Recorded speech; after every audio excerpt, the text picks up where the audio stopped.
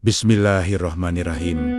Assalamualaikum warahmatullahi wabarakatuh. Alhamdulillahirabbil alamin. Allahumma salli ala Sayyidina Muhammad wa ala ali Sayyidina Muhammad. Sahabat surga Firdaus yang dirahmati Allah, syukur alhamdulillah kita bisa berjumpa lagi di channel ini. Selawat dan salam selalu dan tetap tercurahkan kepada junjungan kita Nabi besar Muhammad sallallahu alaihi wasallam. Allahumma sholli ala Sayyidina Muhammad wa ala ali Sayyidina Muhammad. Harapan dan doa saya, semoga saudaraku semuanya selalu diberikan kesehatan, dilapangkan rezekinya, diampuni dosa-dosa, dan dipanjangkan umurnya. Amin amin ya robbal alamin. Sahabat beriman yang dirahmati Allah, salat subuh memiliki nilai yang tinggi dalam syariat Islam. Bahkan Rasulullah Sallallahu Alaihi Wasallam mendoakan langsung umatnya yang menunaikan salat subuh. Orang yang menunaikan salat subuh juga disaksikan oleh para malaikat. Akan tetapi ada bacaan surah pendek yang tidak dianjurkan. Lantas apa keutamaan salat subuh? Bacaan surah apa yang tidak dianjurkan di waktu subuh? Benarkah malaikat yang menyaksikannya langsung ketika kita menunaikan salat subuh? Dan apa keutamaan menunaikan salat subuh? Sahabat surga Firdaus yang dirahmati Allah, salat subuh ditunaikan jelang terbitnya fajar, waktu di mana orang-orang dalam keadaan terlelap tidur. Betapa banyak kaum muslimin yang lalai dalam mengerjakan salat subuh. Mereka lebih memilih melanjutkan tidurnya ketimbang bangun untuk melaksanakan salat. Karena itu Rasulullah Shallallahu Alaihi Wasallam mengkhususkan salat subuh mulia dengan keistimewaan tunggal. Salat subuh bahkan memiliki sifat-sifat tertentu yang tidak terulang pada salat lainnya. Saking istimewanya, orang yang mengerjakan salat subuh didoakan oleh Rasulullah Shallallahu Alaihi Wasallam. Hal ini sebagaimana disebutkan dalam sebuah hadis. Rasulullah Shallallahu bersabda, "Ya Allah, berikanlah umatku selama mereka senang bangun subuh." Hadis riwayat Imam Tirmizi, Abu Daud, Ahmad, dan Ibnu Majah. Apabila Rasulullah yang berdoa, bahkan tidak ada perantara di antara Rasulullah dengan Allah Subhanahu wa Ta'ala. Secara jasadiah, Rasulullah yang paling dekat dengan Allah Subhanahu wa Ta'ala. Dalam hadis lain dijelaskan bahwa orang yang melaksanakan salat subuh berada dalam jaminan Allah Subhanahu wa Ta'ala. Rasulullah Shallallahu Alaihi Wasallam bersabda, "Siapa yang menunaikan salat subuh, maka ia berada dalam jaminan Allah." Bahkan, jangan kau mencari jaminan Allah dengan sesuatu selain dari salat, yang pada saat engkau mendapatkannya, justru kamu tergelincir ke dalam api neraka. Hadis riwayat Imam Muslim.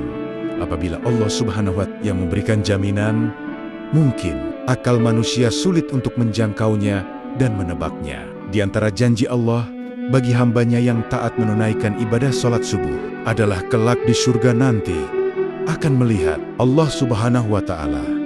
Hal ini sebagaimana sabda Rasulullah Shallallahu Alaihi Wasallam. Kami sedang duduk bersama Rasulullah Shallallahu Alaihi Wasallam ketika melihat bulan purnama. Beliau berkata, "Sesungguhnya kalian akan melihat Rob kalian sebagaimana kalian melihat bulan yang tidak terhalang dalam melihatnya. Apabila kalian mampu, janganlah kalian menyerah dalam melakukan salat sebelum terbit matahari dan salat sebelum terbenamnya matahari, maka lakukanlah." Hadis riwayat Bukhari dan Muslim. Di dalam Al-Quran juga telah dijelaskan bahwa salat subuh merupakan waktu yang paling baik untuk mendapatkan rahmat dan ridho dari Allah. Allah Subhanahu wa Ta'ala berfirman, "Dan bersabarlah kamu bersama dengan orang-orang yang menyeru Tuhannya di pagi hari dan senja hari dengan mengharap keinginan ridhonya. Dan janganlah kedua matamu berpaling dari mereka karena mengharapkan perhiasan kehidupan dunia. Dan janganlah kamu mengikuti orang yang hatinya telah kami lalaikan dari mengingat kami serta menuruti hawa nafsunya. Dan adalah keadaan itu melewati batas Quran." Surah Al-Kahfi ayat 28. Lantas, surah apa sajakah yang tidak dianjurkan dibaca ketika salat subuh? Sahabat surga Firdaus yang dirahmati oleh Allah, begitu utama dan keistimewaannya salat subuh, sampai ada bacaan surah tertentu yang tidak dianjurkan. Dalam Quran surah Al-Isra ayat 78 dijelaskan bahwa malaikat menyaksikan langsung orang yang menunaikan ibadah salat subuh. Dari tafsir ayat tersebut, Para ulama menyimpulkan bahwa pada sholat subuh, setelah bacaan Al-Fatihah, disunahkan membaca Al-Quran yang panjang, baik surah ataupun ayat, di mana tradisi nabi-nabi terdahulu yang kemudian dilanjutkan oleh Rasulullah Shallallahu Alaihi Wasallam, para sahabat, tabi'in, dan salafus soleh membaca ayat-ayat ataupun surah yang panjang ketika menjadi imam salat subuh. Maka dari itulah seorang imam salat subuh setelah membaca surah Al-Fatihah, janganlah membaca surah pendek, apalagi super pendek, seperti surah Al-Ikhlas, surah Al-Falaq, dan surah An-Nas. Ini bukan masalahnya sah dan tidak sahnya dalam bacaan masalah salat, melainkan masalah untung dan rugi. Perkara sah sudah pasti sah, akan tetapi rugi karena disaksikan oleh banyak malaikat. Maka tentu sangat sayang sekali jika hanya ayat pendek yang dibacanya, karena apabila semakin banyak huruf-huruf Al-Quran yang dibaca dalam melaksanakan sholat subuh yang disaksikan oleh banyak malaikat, akan menambah catatan amal kebaikan kita yang disampaikan oleh Allah Subhanahu wa Ta'ala melalui malaikat. Rasulullah Shallallahu Alaihi Wasallam seringkali menunjukkan contoh-contoh bacaan salat subuh yang menandakan syarat akan makna tertentu. Pada beberapa riwayat, Rasulullah Shallallahu Alaihi Wasallam disebutkan sering membaca surah Al-Waqiah, surah At-Tur, surah Kaf, surah At-Takbir.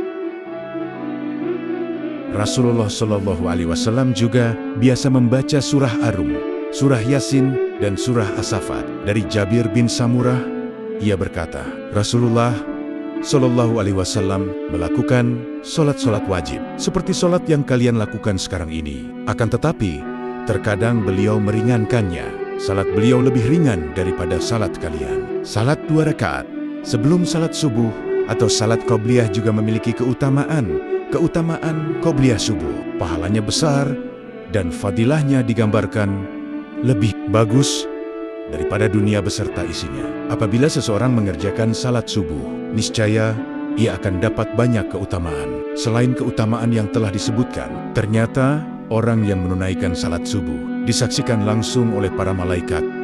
Benarkah para malaikat menyaksikan kita ketika salat subuh? Sahabat surga Firdaus yang dirahmati Allah Subhanahu wa Ta'ala telah menyampaikan pahala yang luar biasa bagi mereka yang membiasakan salat subuh tepat pada waktunya. Pahalanya bahkan sebanding dengan salat semalam suntuk. Janji pahala ini sebagaimana sabda Rasulullah Shallallahu Alaihi Wasallam, barang siapa yang salat subuh berjamaah, maka seakan-akan dia telah melaksanakan salat semalam suntuk. Hadis riwayat Bukhari. Memang sebagian orang lalai mengerjakan salat subuh karena malas bangun pagi. Padahal secara ilmiah, bangun pagi dan menekan ibadah sholat lebih daripada tertidur pulas dan malas. Malasan di dalam ilmu sains menjelaskan, pembuluh darah manusia akan mengembang pada tengah malam terakhir sampai menjelang siang. Kemudian secara berangsur, sekumpulan sel darah akan menggumpal pada dinding pembuluh, sehingga terjadi penyempitan. Inilah yang mengakibatkan tekanan darah tinggi. Dari segi medis pun mendukung aktivitas pagi untuk kesehatan tubuh. Salat subuh yang memicu orang bangun pagi juga akan menjadi penerang pada hari kiamat, hari di mana orang-orang akan ketakutan. Rasulullah Shallallahu Alaihi Wasallam bersabda, berilah kabar gembira bagi orang-orang yang berjalan di kegelapan menuju masjid untuk mengerjakan salat subuh dengan cahaya yang terang benderang, pertolongan pada hari kiamat. Hadis riwayat Abu Daud, Tirmizi, dan Ibnu Majah. Salat subuh yang dilaksanakan pada pergantian malam dan siang dimulai menjadi hal yang disukai para malaikat, karena pada saat itulah mereka malam dan siang sedang bertugas. Maka dari itulah mereka melaksanakan sholat subuh pada waktu awal, sebab disaksikan oleh para malaikat, baik itu malaikat yang bertugas pada malam hari maupun di siang hari. Allah Subhanahu wa Ta'ala berfirman, dan dirikanlah sholat subuh. Sesungguhnya sholat subuh itu disaksikan oleh para malaikat. Quran Surat Al-Isra ayat 78. Sahabat surga Firdaus yang dirahmati Allah, begitu istimewanya menunaikan ibadah salat subuh. Selain mendapatkan pahala baik dari segi medis, disaksikan pula oleh para malaikat. Itulah beberapa keistimewaan salat subuh. Semoga kita semua dimudahkan untuk melaksanakan salat subuh secara berjamaah yang memang pahalanya begitu besar. sehingga lebih baik daripada dunia beserta isinya. Amin. Amin ya Robbal Alamin. Demikianlah yang bisa saya bagikan. Semoga bermanfaat untuk kita semua. Saya akhiri. Billahi taufiq wal hidayah. Wassalamualaikum warahmatullahi wabarakatuh.